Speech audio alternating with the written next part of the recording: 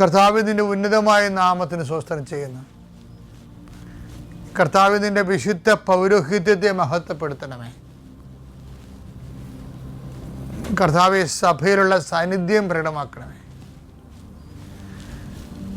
39 വർഷം ഞാൻ അർപ്പിച്ച കൃപയുടെ യുഗതിയാൽ കൃപാസ്ഥാനത്താറെ ജീവനോടെ പ്രത്യക്ഷപ്പെട്ട പരിശുദ്ധയുടെ മാധ്യസ്ഥത്തിൽ ഞാൻ കുരിശുയർത്തി പ്രാർത്ഥിക്കുന്ന കർത്താവെ, വിശ്വാസത്തിൻ്റെ സേവ ഉയർത്തിക്കൊണ്ട് അങ്ങയുടെ മക്കൾക്ക് വേണ്ടി പ്രാർത്ഥിക്കുന്നു. ഇന്ന് അങ്ങയുടെ മക്കൾ ആശങ്കയോടെ കാണുന്ന ഓരോ വിഷയങ്ങളിലും കർത്താവിൻ്റെ ചൈതന്യം തുളുമ്പട്ടെ. ഇന്ന് അങ്ങയുടെ മക്കൾ യാത്ര പോകുമ്പോൾ പേടിക്കുന്ന ഓരോ വിഷയങ്ങളുടെ മേലും കർത്താവിൻ്റെ ശക്തി ഒഴുകട്ടെ എന്ന് പ്രാർത്ഥിക്കുന്നു. ആശുപത്രിയിൽ പോണവരുണ്ട്, ക്രയവിക്രയങ്ങൾക്ക് പോണവരുണ്ട്, വിവാഹ കാര്യങ്ങൾക്ക് സെറ്റ് ചെയ്യാൻ പോകുന്നവരുണ്ട്, അതുപോലെ തന്നെ ഓരോരോ ബിസിനസ്സിന് പോകുന്നവരുണ്ട്. കർത്താവ് അങ്ങനെ എല്ലാ പ്രവർത്തനങ്ങളും കർത്താവിനെ നയിക്കപ്പെടാൻ വേണ്ടി ആത്മാർത്ഥമായി പ്രാർത്ഥിക്കുന്ന കർത്താവേ, നീ നിൻ്റെ ഉദ്യമങ്ങൾ, യാത്രകൾ, നിൻ്റെ മക്കൾക്ക് വേണ്ടിയുള്ള നിൻ്റെ ഒരു യാത്രകൾ, തീരുമാനങ്ങൾ എല്ലാം കർത്താവ് ആശീർവദിക്കട്ടെ. കർത്താവ് അങ്ങയുടെ മക്കൾക്ക് ഉടമ്പടി പ്രകാരം ജീവിക്കുന്നവർക്ക് അങ്ങ് വാഗ്ദാനം ചെയ്യിക്കുന്ന കമ്മ്യൂണിക്കേഷൻ പ്രസൻസും അനുഭവവേദ്യമാക്കുന്നത് പ്രാർത്ഥിക്കുന്നു. കൂടുതൽ ആധ്യാത്മിക അനുഭവങ്ങളിലൂടെ വലിയ സുവിശേഷ സാക്ഷ്യം ഉണ്ടാകാൻ ഇടയാക്കണം പ്രാർത്ഥിക്കുന്നു. എൻ്റെ കർത്താവിന് ഉന്നതമായ നാമത്തിൽ സഭയുടെ അധികാരത്തിൽ വീണ്ടും നീ ഇന്ന് രാത്രി വിശ്രമിക്കാൻ തിരിച്ചു വരുന്നവരെ കർത്താവിൻ്റെ ചൈതന്യം നിന്നെ ആവസിക്കട്ടെ, നിന്നെ സംരക്ഷിക്കട്ടെ. അമ്മ പരിശുദ്ധമ്മ ദേവമാതാവ് തൻ്റെ നീലമേലങ്കിയാൽ നിന്നെ പൊതിഞ്ഞ് സൂക്ഷിക്കട്ടെ.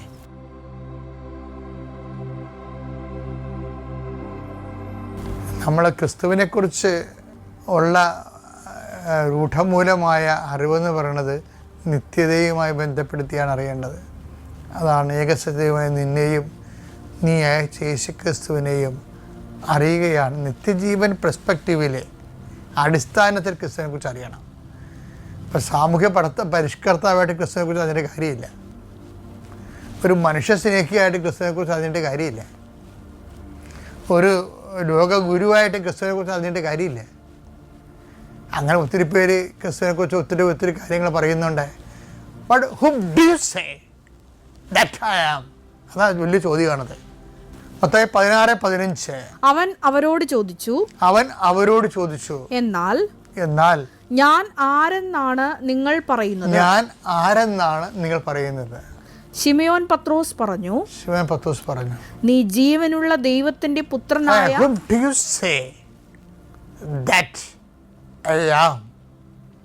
ഞാൻ ആരാണെന്നാണ് നിങ്ങൾ പറയുന്നത്.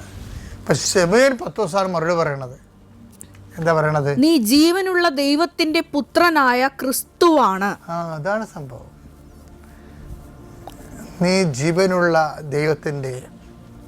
ദൈവങ്ങളെ പലതായിട്ട് തിരിക്കുകയാണ് പത്രോസ്, ജീവനുള്ളതും ഇല്ലാത്തതുമായിട്ട്. എന്താ പറയണത്? നീ ജീവനുള്ള ദൈവത്തിൻ്റെ പുത്രനായ ആരാണ്? മിശിഹായാണെന്ന്, രക്ഷകനാണെന്നാണ് പറയണത്. അപ്പം നിത്യയുമായി ബന്ധപ്പെട്ട് ക്രിസ്തുവിനെ അറിയണത് നിത്യരക്ഷകനായിട്ടാണ്. നിത്യതയുടെ നമുക്ക് നേടിത്തന്ന പാപപരിഹാര ബലിയായ മിശിഹായായിട്ടാണ് അറിയണത്. ആ ക്രിസ്തുവിൽ വിശ്വസിക്കുമ്പോഴാണ് ക്രിസ്തു നേടിയത് രക്ഷ നമുക്ക് അവകാശമാകുന്നത്. അത് എന്താണ്? അടിസ്ഥാനപരമായിട്ട് എന്താണ്? പാപപരിഹാരം തന്നെയാണ് വരുന്നത്. വിശുദ്ധിയില്ലാതെ ദൈവത്തെ പ്രസാദിപ്പിക്കാൻ സാധ്യമല്ല. ബാക്കി ക്രിസ്തുവിൻ്റെ എല്ലാവർക്കും സമ്മതിക്കാൻ പറ്റും. പക്ഷെ വിശുദ്ധിയുടെ കാര്യം വരുമ്പോൾ എല്ലാവരും പഠിക്കും. കാർലോ അക്വിറ്റസിനെ വിശുദ്ധനായിട്ട് പ്രഖ്യാപിച്ചില്ലേ? എന്തുകൊണ്ടാണ്? സഭയ്ക്ക് മാത്രമേ ഈ ലോകത്ത് വിശുദ്ധിയെ പ്രഖ്യാപിക്കാൻ പറ്റത്തുള്ളൂ. വേറെ ഒരു സമൂഹത്തിലും സമുദായത്തിലും അങ്ങനെ ഒരു സംഭവം നിലവിലില്ലല്ലോ. ഇത് ആദ്യകാലം മുതലേ നിലനിൽക്കുന്നതാണ്.